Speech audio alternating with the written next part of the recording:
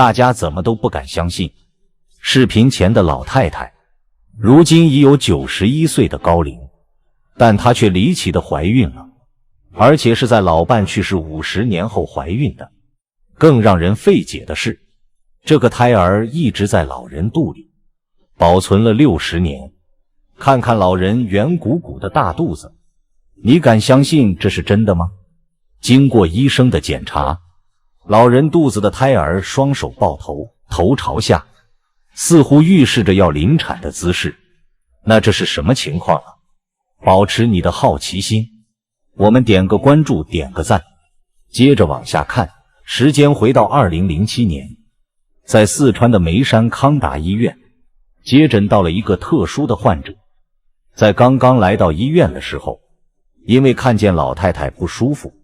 醫生讓老太太趕緊檢查。在做完 B 超和 X 光等一系列的檢查之後，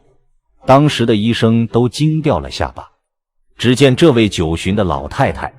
肚子裡面居然有一個胎兒，這在醫學常識上壓根就是不可能的存在。那麼這個胎兒究竟是怎麼來的？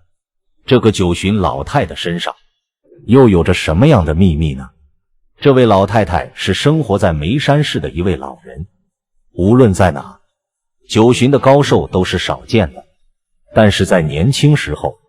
黃老太的丈夫早早離開了黃老太，因此黃老太的兒孫都是由她辛勤帶大。但是在如此的操勞下，黄老太的身體等也留下了不少的毛病。在兒孙們長大後，家裡的田地便由兒孫們接替耕種，但是操勞了一輩子的黃老太卻也因此感到無所事事。因此有時候黄老太也会照常来到田地裡面看看。但是不凑巧的是，在一次下雨后，和往常一樣來到田地裡的黃老太意外地發生了腳底打滑的事情。這一下可把黃老太摔得不輕，特別是自己的脊骨傳來劇痛。因為當時黃老太摔倒的地方剛好是農田，周圍一時間也沒什麼人。在不久之後，黃老太的兒孫們發現了摔倒的黃老太，於是黃老太被送到了村裡的診所。經過一番檢查以後，診所的醫生發現黃老太的脊椎骨骨折了，於是黃老太的家人立馬聽從診所醫生的建議，把黃老太通過救護車送到了縣城的醫院。在接收了黄老太以後，骨科醫院的醫生立馬安排了相關的檢查。在初次拍攝完 X 光和 B 超後，骨科醫院的醫生發現黃老太的肚子裡面有個硬物。根據醫學常識，醫生第一時間內判斷這是一個巨大的腫瘤。但是在進一步的檢查之後，醫生也是大吃一驚，只見黃老太的肚子裡面居然有一個畸形的胎兒。眼瞅着这種意外的情況，醫生也不敢耽擱，於是立馬把相關的情況反饋給了家屬。在聽到這個消息之後，黃老太的家屬也感到不可思議，再三向醫生表示，是不是醫生一時之間看錯了？畢竟黃老太當時也已經90多歲了，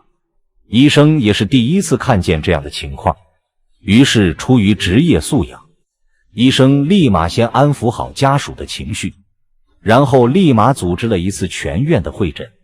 但是一時之間，醫生們也不敢立馬做出判斷，只能先把黃老太的脊背治好，先讓黃老太回家。但是相關的消息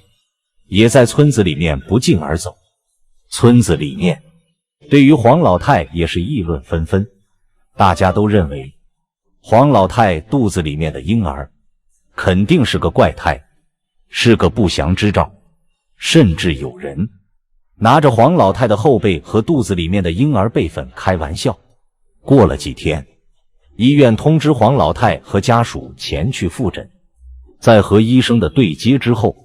醫生表示這個胎兒是個畸形的死嬰，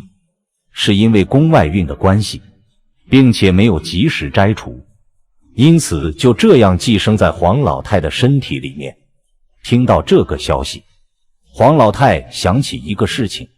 自己在60年前的懷孕時候，因為家裡沒人在，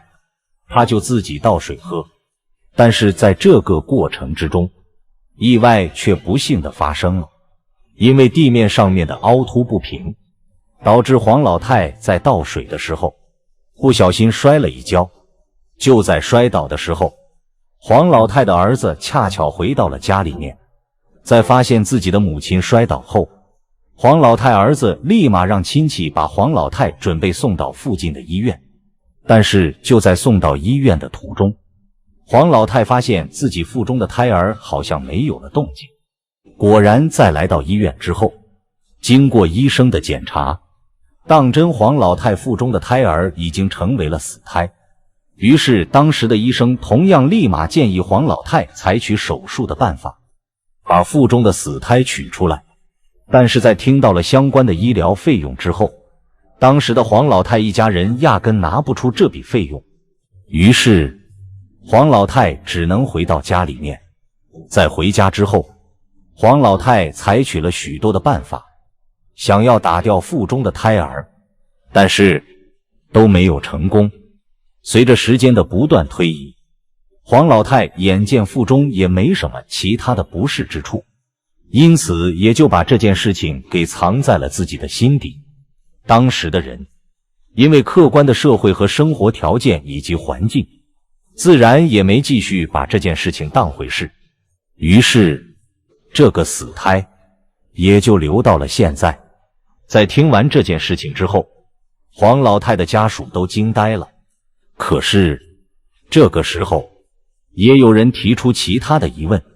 那就是為什麼這個死胎能在腹中存留到現在？於是醫生根據當時的情況做出了推測，因為當時的就醫途中因為路途顛簸，